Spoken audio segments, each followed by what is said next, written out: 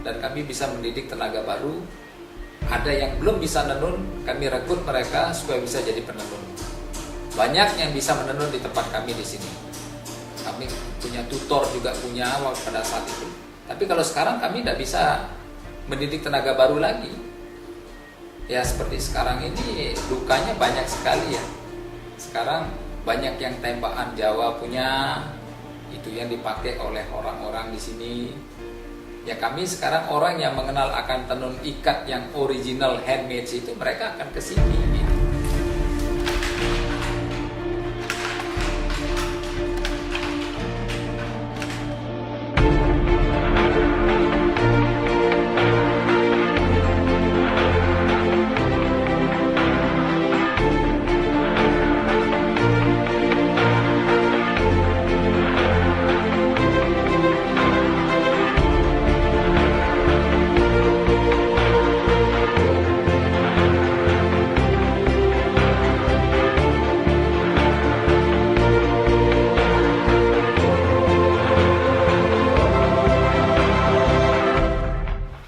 Kami katakan rugi, tidak rugi. Kami katakan untung tidak banyak. Mungkin sekedar untuk makan saya dan karyawan saya ya, begitu aja. Sekarang ini boleh dibilang pembuatan kain secara manual atau tradisional itu masih cukup berkembang sebenarnya. Tetapi jelas kalah jauh dengan industri atau pabrikan. Kalau sekarang ini banyak beredar yang namanya kain-kain tenun yang konon katanya itu buatan tangan atau hasil songketan tangan-tangan kita. Sesungguhnya juga sekarang ini mulai banyak produk-produk yang itu sebenarnya pabrikan. Dan ini saya kira sangat merugikan atau merusak khasanah tradisi itu sendiri. Wastra ini kan bagian tidak bisa dipisahkan antara budaya dan keterikatannya dengan historikal masyarakat NTB. Karena memang wastra ini begitu pesatnya berkembang di masyarakat NTB dan berbarengan dengan perkembangan nilai-nilai budaya. Dan oleh karena itu museum dalam hal ini sebagai bagian yang diamanahkan untuk melestarikan nilai-nilai budaya itu akan melakukan berbagai upaya untuk memposisikan wastra ini sebagai komunitas budaya, dan juga satu sisinya mempunyai bagian untuk memajukan masyarakat Nusa Tenggara Barat dari sisi ekonomi. Maka kita ambil tema untuk wastra di dalam aktivitas museum ini, tenun NTB menuju antara budaya dan bisnis menuju pasar global.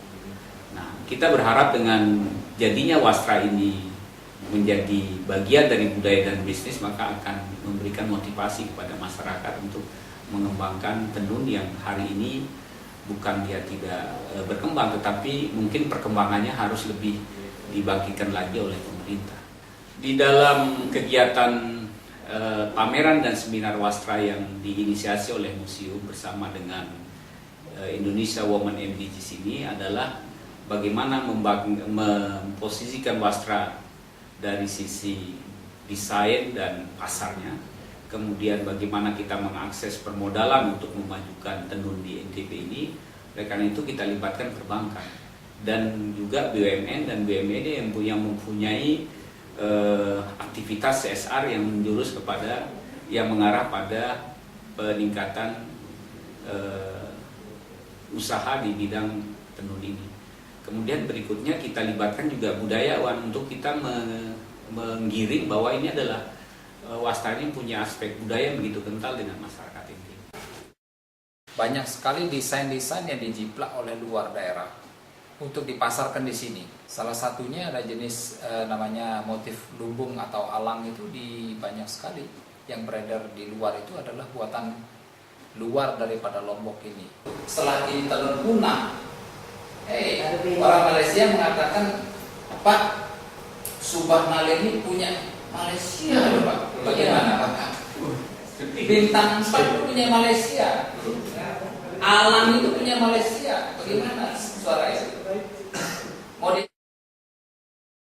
Kalau kami mau patenkan, sebenarnya kami dari berapa lama sudah ingin patenkan, tapi katanya dari instansi yang terkait untuk mematenkan produk itu Pemprov yang harus bekerja, bukan kami.